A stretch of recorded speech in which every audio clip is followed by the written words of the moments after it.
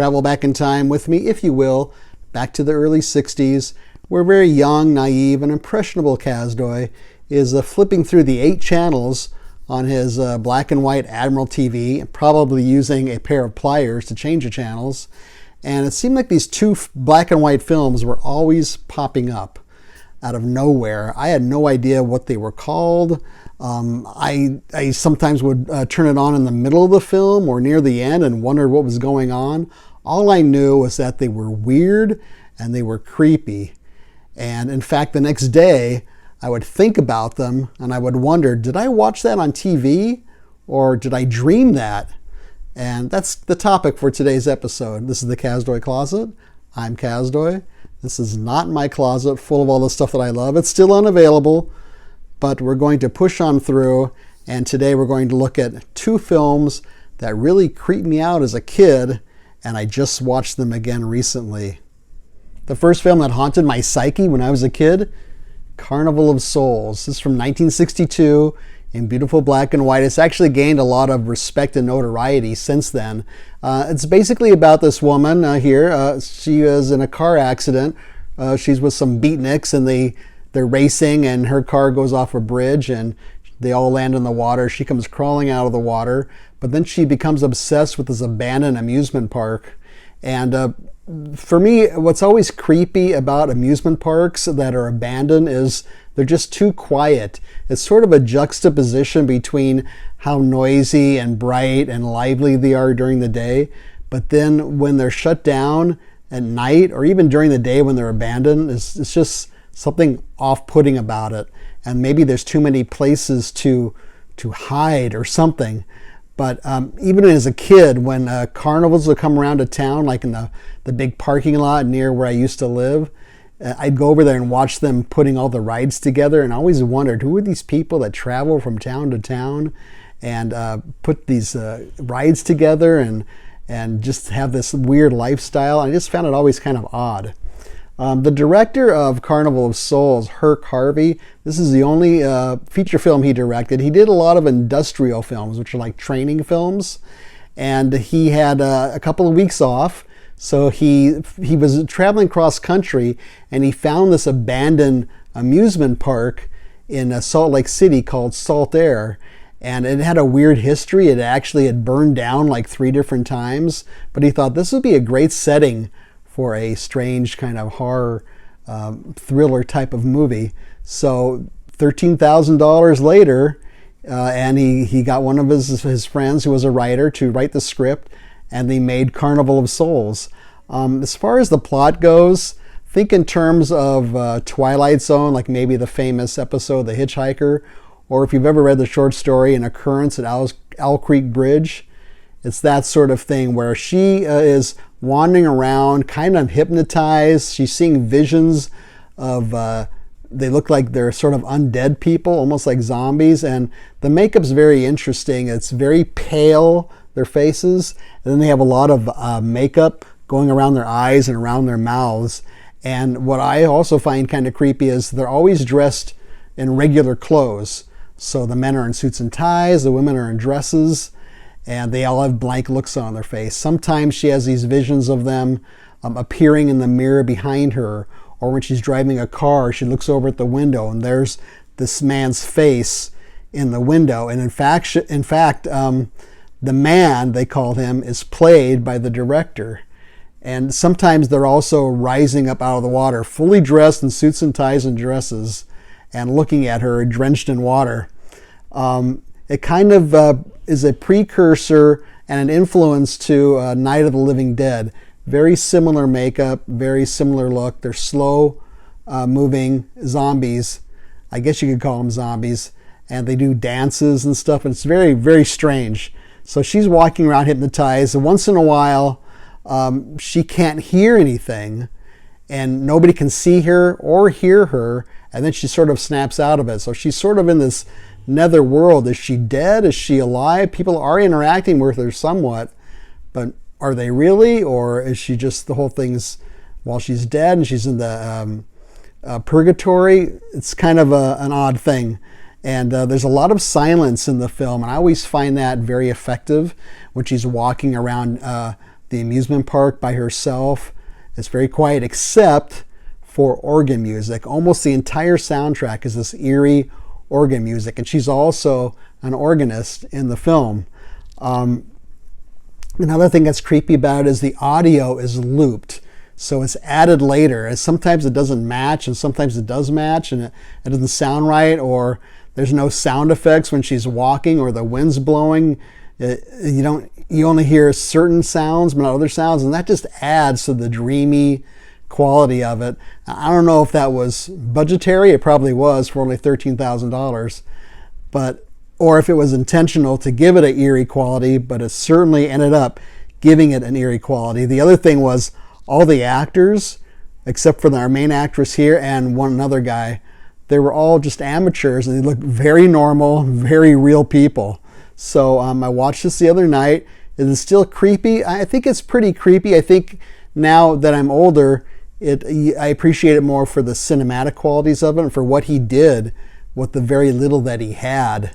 On this disc, this is a Criterion Collection disc. There's a whole lot of stuff.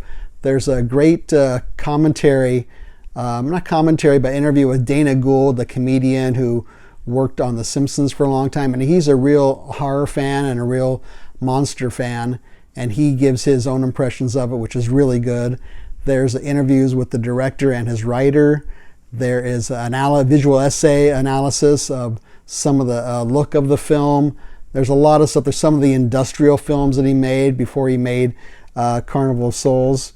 The picture is outstanding on this, and you can see this on HBO right now, I believe. No, you can see this on, you can see this on HBO, and you can see it on the Criterion Channel streaming service, which I mentioned once before. I mentioned the makeup in Carnival of Souls, and then I remember this poster comes with the disc, and there's the makeup. This is actually the director. He plays this character called simply the Man, and he's the one haunting the main character. And you can see his hair is kind of slicked back a little bit and kind of greasy, and it's hard to tell because it's black and white, but it's a very pale face. And then he has this weird black makeup around his eyes and sort of around his mouth. And this is pretty much copied in Night of the Living Dead. It looks pretty much the same. And it actually looks the same in the next film I'm going to talk about. The second film that haunted me as a kid late at night that I came across on TV, The Last Man on Earth. This is from 1964. Again, beautiful black and white. Again, just like Carnival of Souls, under 90 minutes long. And this is about a guy who is the only man left alive on Earth, the only person, and played by the great horror icon, Vincent Price. And during the day, he just kind of goes around the city, and he's pounding wooden stakes into the bodies he finds laying around on the sidewalk and on the steps and wherever he finds them. Again, we have zombies that are slow moving and are dressed in regular street attire, usually suits and ties and dresses, and they lumber around, but this time they talk, and they know him. His last name's Morgan. So one of his friends is outside, and they come around to his house because somehow they know he's the last guy alive, and they're slowly pounding on his walls and on his house, and he's got everything boarded up. He's got a mirror and garlic hanging on the front doors, and they're calling his name, Morgan. Do you hear me, Morgan? We're going to kill you, Morgan. Very freaky as a kid, right? And then again with the audio, just like the other film, it's looped, and some of it is dubbed in Italian. I mean, it was Italian originally. It's dubbed in English, so it has that weird, off-putting sense. Sometimes even Vincent Price's voice looks like it's looped or it's dubbed, even though he's speaking English. So it's very off-putting. And again, the sound effects either aren't there, or they don't seem to match, or they're only partial sound effects. So the whole thing is just weird. And the music is often just choir voices, and that's always scary. And then another creepy part is, part of it is this flashback where the plague is starting to come, and he's just learning about it. He's a doctor, so he's working on a cure. Meanwhile, his daughter, who probably is about 8 years old, she gets the disease, and she's in bed, and there's a shroud like covering her bed, and finally she starts saying, "Mommy, Mommy, where are you? I can't see you, Mommy, where are you?" And then Vincent Price says blindness is one of the symptoms of this disease. But me watching it as a little kid and seeing this little girl going, "Mommy, where are you?" That was freaky. The makeup is similar to the makeup in Carnival of Souls as far as the zombies go. Vincent Price, you know, he's a horror icon, and this is, I think, one of his best performances. And about half the film is him with a voiceover explaining what happened and what he's going through as the last man on Earth. And he has one of those great scenes where he's watching home movies, and it's him and his wife and his daughter, and they're at a circus and they're watching the clowns, and he's sitting there and he's drinking a lot and he's smoking because, hey, why not, right? And he starts doing one of those laughs that turns into crying. And it's so hammy and just so great. I just love it. The writer was Richard Matheson, who I talked about in another video, famous for Twilight Zone, and he wrote the novel I Am Legend that this is based on. It was made into two other films later on, The Omega Man and I Am Legend with Will Smith. I think this is the best version by far. The director, Sidney Salco, he made Twice Told Tales, which was one of those Edgar Allan Poe films, or was it Hawthorne? One or the other, with Vincent Price. That's a pretty good one, but then he just made a lot of TV, westerns and 77 Sunset Strip and stuff like that. Another really cool thing about this is it's shot in Rome, and I guess they were building a lot of structures to be like a World's Fair in the 40s, and then they were sort of abandoned, but they're still standing there. So there's very odd futuristic looking structures. They're kind of looking like the Space Needle in Seattle. And he walks around during the day, and their bodies are just laying on the stairs, and there's overgrown grass, and there's abandoned cars. So it's a very eerie feeling of him just walking around and looking for bodies. So I think that it's still creepy.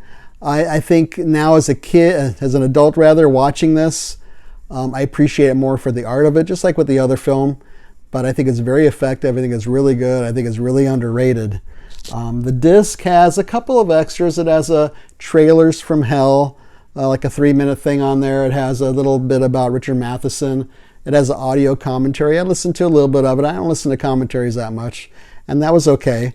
And this is on Kino. And right now, if you want to see it, of course, you'd have to buy it or you'd have to rent it. I haven't seen it streaming anywhere, but that can always change. So those are the two films that always seem to show up and freak me out as a kid. And maybe you have some that really kind of haunted you as a kid. And have you seen them recently? And what effect do they have now? These two I've really kept an appreciation for. And I see it, of course, in a different way, more cinematically now. So really like those two a lot and really recommend them. So if you have a comment or a suggestion related to this or anything else, feel free to leave a comment or suggestion down here. Feel free to leave a thumbs up. Don't leave a thumbs down. Subscribe would be great. Share this with your friends and neighbors. Otherwise, hope you like this one. I thank you for watching, and I will see you next time.